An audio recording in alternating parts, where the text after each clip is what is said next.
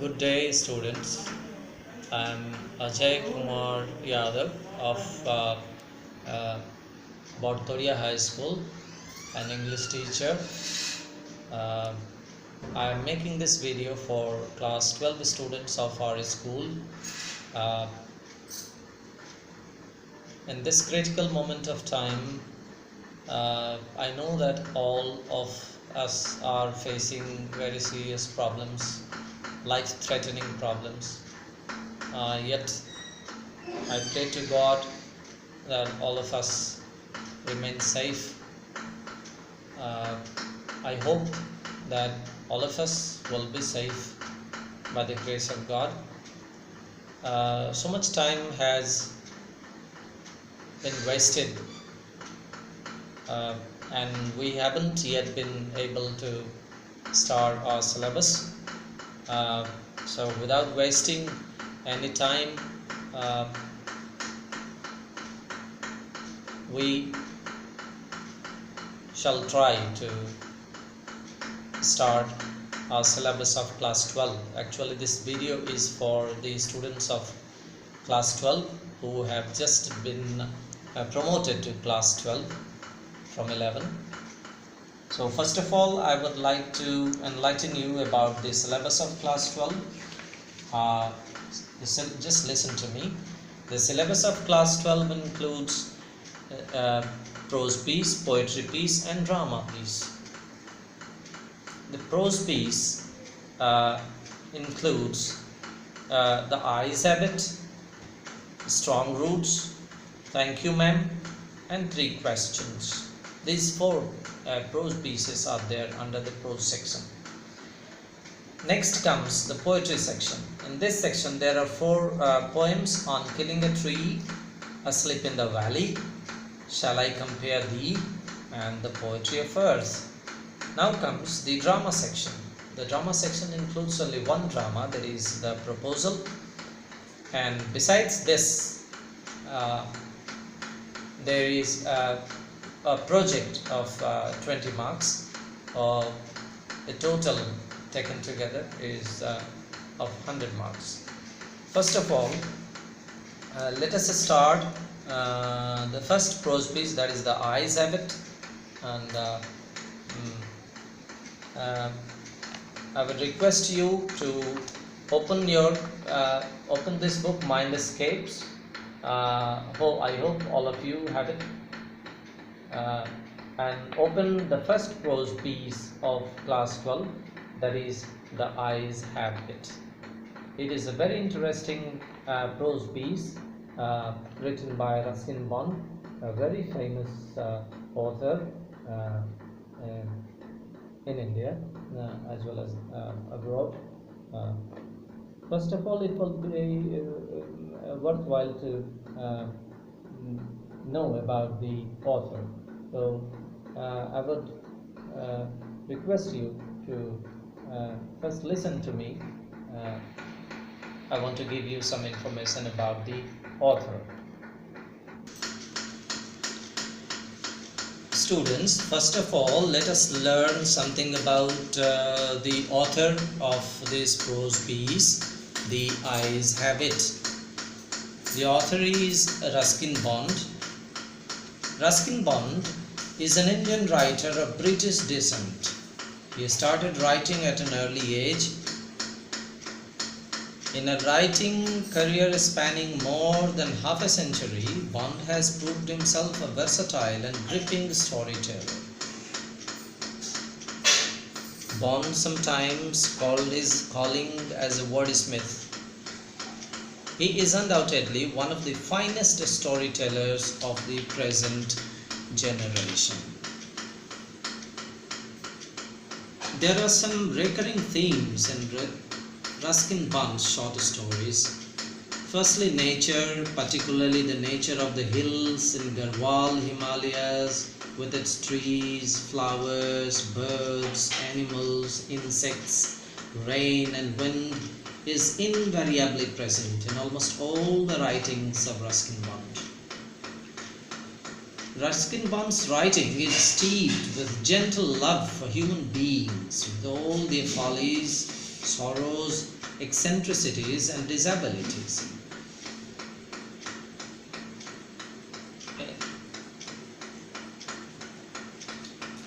Let us summarize the information in short about. I'm giving you author snippets that you can note down. Birth 19th May 1934. Education Bishop Cotton School, Simla.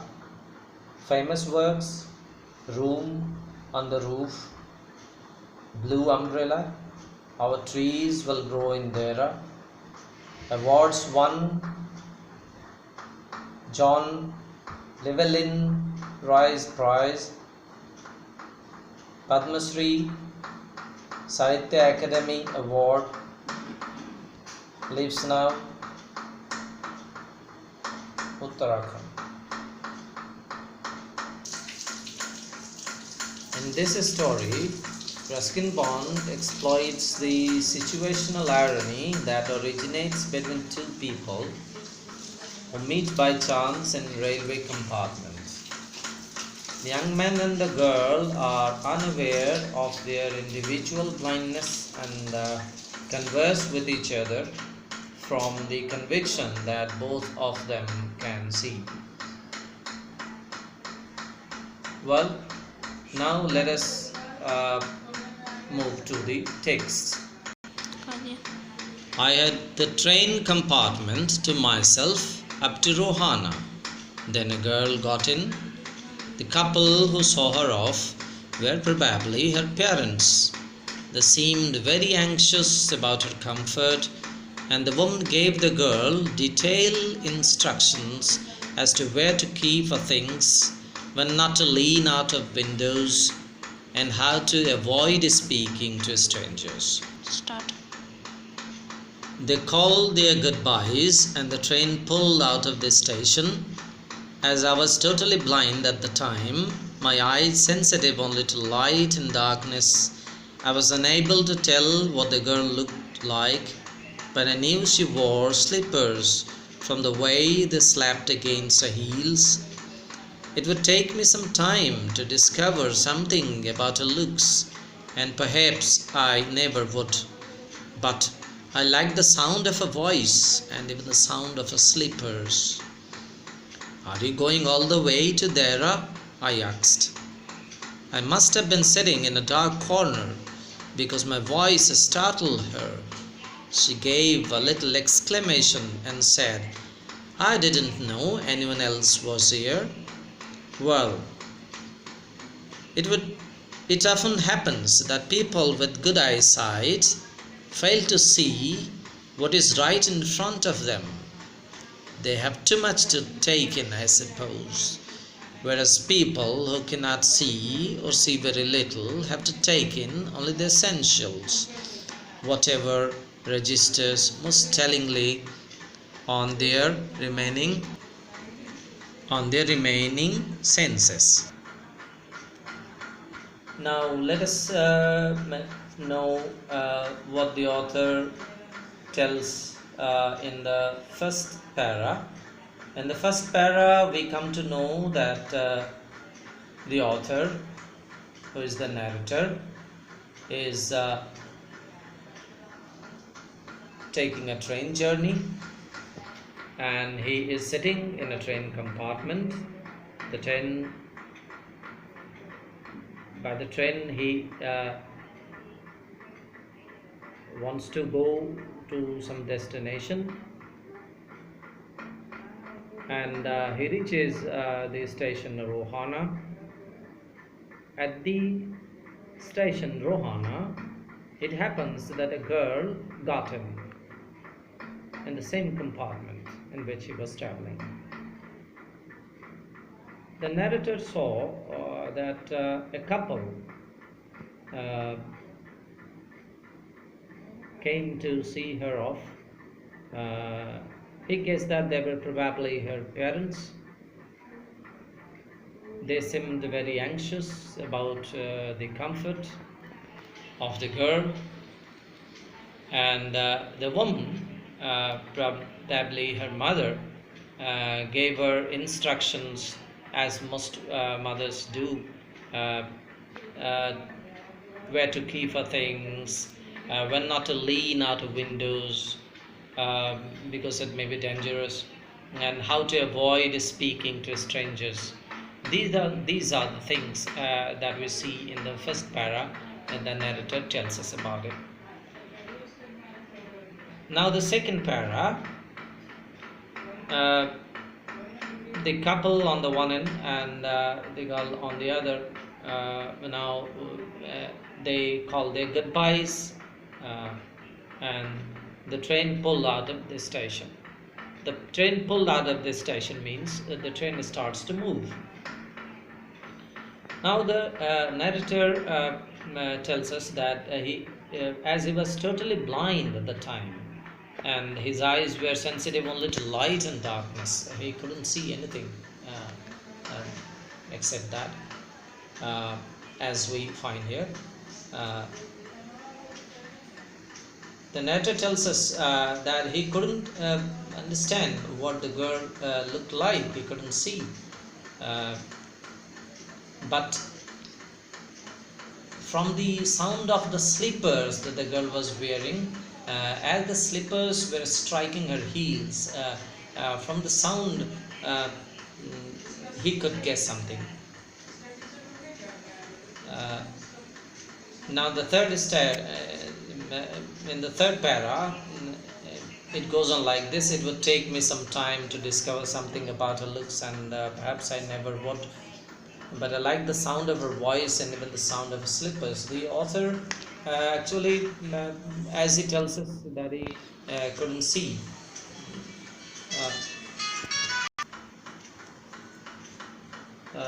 The poet says that he liked the sound of the voice of the girl and even the sound of the slippers. And we find this very interesting, and now the interest is increasing in the lesson. The first line of conversation now follows. Are you going all the way to Dera? I asked. The narrator tells us that he starts the conversation with the girl. He is very eager to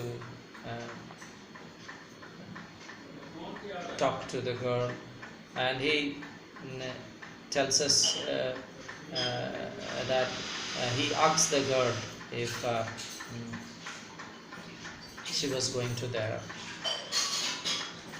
I must have been sitting in a dark corner because my voice startled her. She gave a little exclamation and said, I didn't know anyone else was here.